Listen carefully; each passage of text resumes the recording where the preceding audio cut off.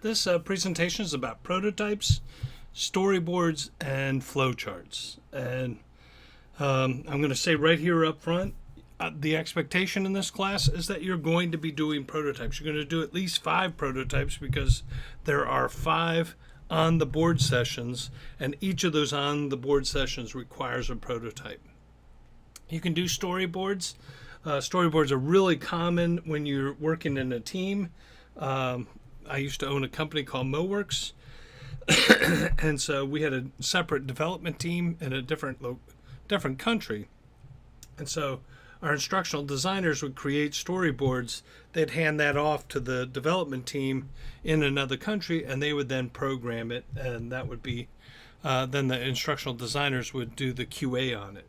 They would kind of proof it and make sure that it's good to go. I'm also going to ask you to write a flowchart for your project this semester, so I also wanted to cover flowcharts. These are some of the things that we will be focusing on this semester. So a prototype, you can't really see this very well, but you see this the screen here, and you've got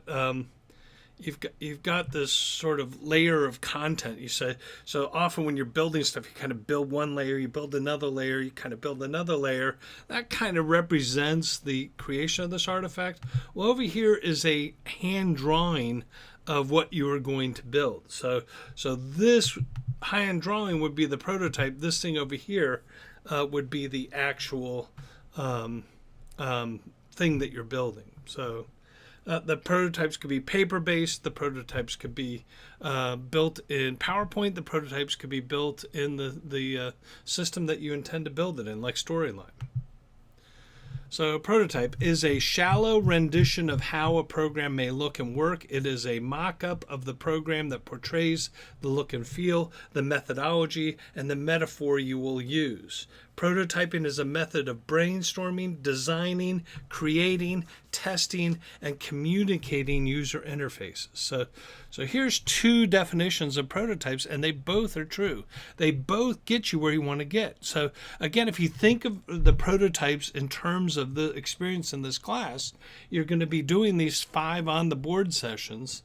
And so what do you do in the on the board session? Well, you're going to create a short video. Now, that video might be a paper prototype. It might be an actual prototype. It might be the first version of the thing that you're building this semester. But whatever it is, you're going to show that prototype to somebody, and that somebody is going to kind of critique it, give you feedback, give you constructive feedback on what you're building. And again, it often helps to see it in the concrete form. And I will reiterate that one of the things we did all the time was storyboarding, and sometimes we would have clients that would sign off on a storyboard, and then you would build the content, and they'd go, "Oh, I don't like this." And we'd be, "Well, you signed off on the storyboard. The storyboard said it was going to do exactly this."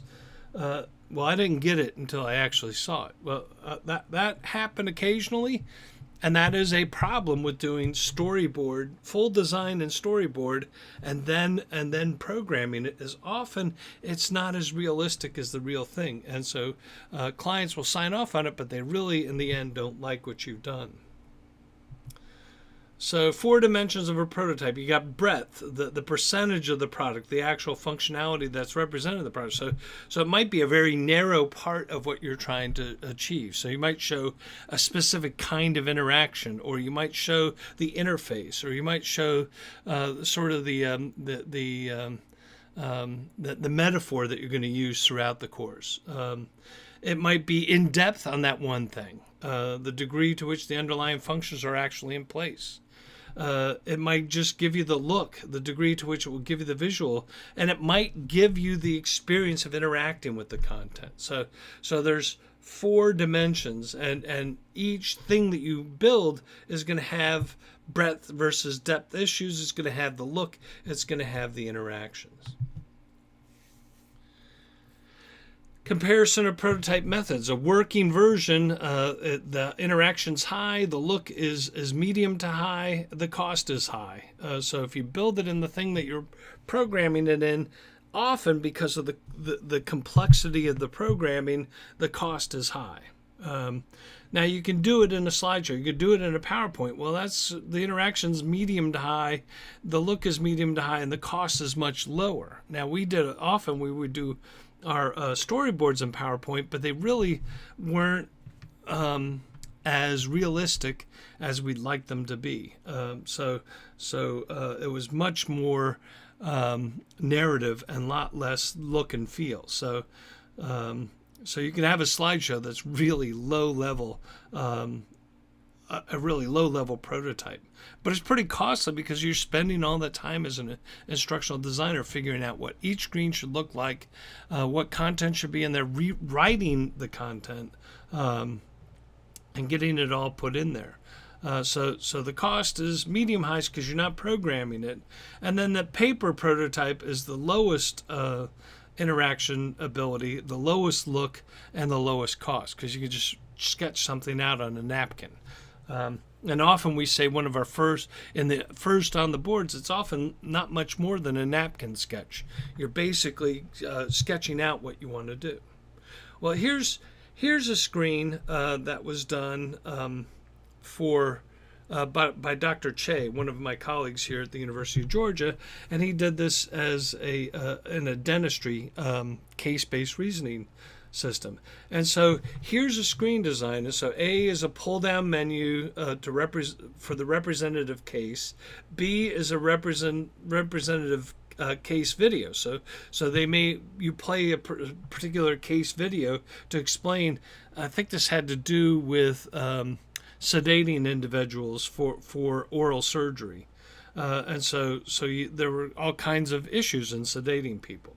And so you could hear the different case perspectives. And then you have decision points. So now you got to make a decision. You've kind of dug in, you kind of figured things out, and now you have to make a decision. And the decisions are in this sort of COP1 through COP5 are all the decision points.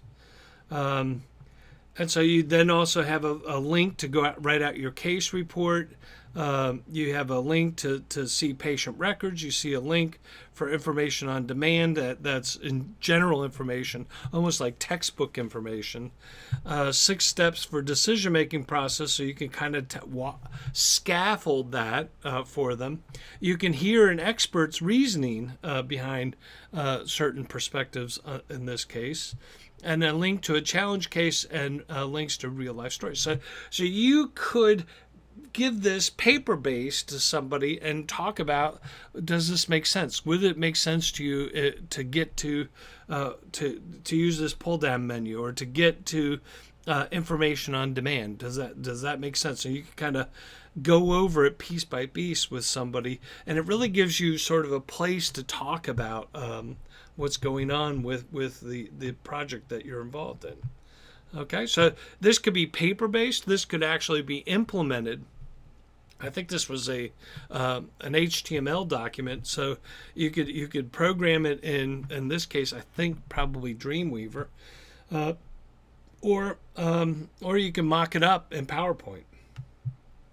So, an example of a paper prototype. Paper prototyping is a variation of usability testing where representative users perform realistic tasks by interacting with paper. So here is a old mobile phone and a set of interactions that could take place on this mobile phone. And so the user would have to do things. And as they did things, you could just stick the piece of paper that is the resultant thing. So if they hit one button, you could put what the screen would look like. And if they hit another button, you could put the screen that it looks like. If you go 3 or 4 levels down, each time you're giving them the screen that they see, that they would see if it was actually programmed. So again, not very costly in making, but it really does kind of give them the look and feel of how it's going to behave. It's not exactly how it's going to behave because they don't have the actual phone in front of them, but it is a pretty a pretty good experience to really kind of design and get a sense for how the design will work with individuals. And again, when you're doing the paper prototype, here you have a facilitator kind of walking them through what they have to do, and all the papers there on the table, so that they can actually interact with that paper prototype. And again, here's another screen, and it's a bit slower than the computer, but it works. So now they're putting they pushed a button, they just tap the piece of paper, and the designer then puts the resultant screen on the screen of that mobile phone, and so that kind of walks them through a paper prototype. Again, it's a nice example. You certainly can do this. You absolutely could do this for your first on the board session. Often, as I said, that's where we have our paper sketches, and this is where we kind of do a paper prototype, because you haven't gone that far deep into your project yet. I've added some links in the ELC for videos about prototyping. We are video prototyping this semester, and that is when we do on the boards. Those are called prototypes. Cost versus experience trade-off. And so there's the greater the cost, the more the fidelity, the better the communication experiences. And so I'm hoping that you don't do too many paper prototypes for your on the boards. Pretty soon you're going to be building it in Storyline and actually having a working prototype of the software that you're building. Okay? So let me just scroll down here. So a prototype for e-learning. A sample section of a proposed e-learning course. The prototype may be prepared online, working fully or partially, or the prototype may be prepared on paper with figures resembling the completed screens. Sponsors and potential learners can review the sample section and offer suggestions for making it more effective. So you could give your prototypes to your client and get them to give you feedback. You can give your prototypes to your classmates and have other designers give you feedback, and you could give it to the target audience, somebody from the target audience, and allow the actual learners to give you feedback. So that's prototypes. We also want to talk about storyboards. So storyboards are a little bit different. And again, we would do storyboards primarily in Microsoft Word, because then you could do track changes and you can find out exactly. So when you hand off the Word document to the client and the client goes through and makes changes, you know exactly what changes were made. So here's sort of a video prototype with the keyframes of an animation put up on a big board, that's storyboarding as well. So people used to storyboard videos. They used to storyboard video games, and we would storyboard e-learning, forever. And that's really our primary mode of operation when I had my company, MoWorks, is we would storyboard all the time. And so, because it's an easy tool to use, it's easy to hand things off, and again, we would do that in Microsoft Word because of the track changes. So storyboards is a series of drawings or images that represent how an interface would be used to accomplish a particular task, a common and powerful way of communicating your design to clients, programmers, and other people. So we give it to the clients. Clients would give us feedback. They would edit things. So we turn on track changes. They would edit things. We would then make the final changes, and anything comments we would address the comments, and if there needed to be, we would give it back to the client for final approval. Then we'd hand those storyboards off to the programmers, and the programmers would then use the storyboards to actually program the e-learning content. So again, storyboards, especially in a team environment, storyboards is a really common approach to use. And again, you could have things that are paper based, and you could draw on them. As I said, we tended to use things that were more like Microsoft Word. Here's a paper based storyboard where you could put screen 6 of 45 screens, and you could have a title, and you could have the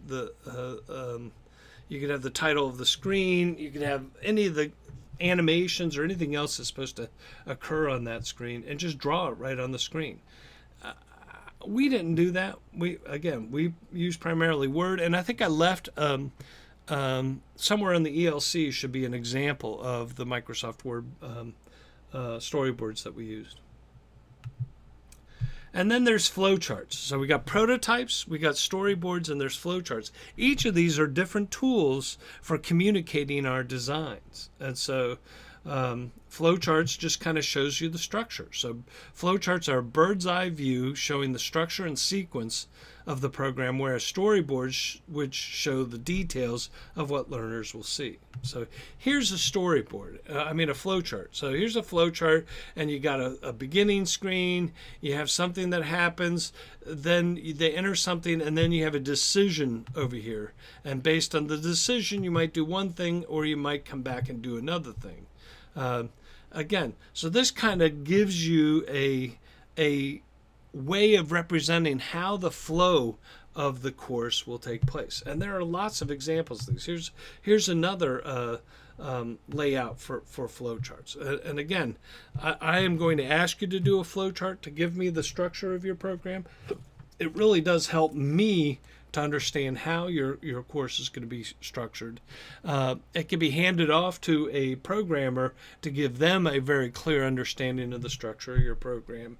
And obviously the client can review it to review how the course will flow. So prototypes we're going to do, it's going to be on the boards. You might want to, there are some sample screen designs, so it's kind of like a sample storyboard. I'm not going to require you to storyboard anything. You are both the designer and the programmer, so storyboarding doesn't make a whole lot of sense in this class. I just want you to be aware that there are such a thing as storyboards, and I do want you to flowchart your lesson. So that will communicate to me exactly the structure and the scope of your lesson. So we're going to absolutely do prototypes. And you are going to turn in a flowchart.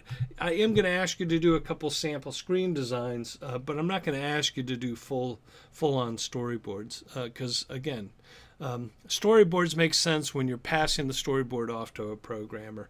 It doesn't make sense if you're both the designer and the programmer. So that's it.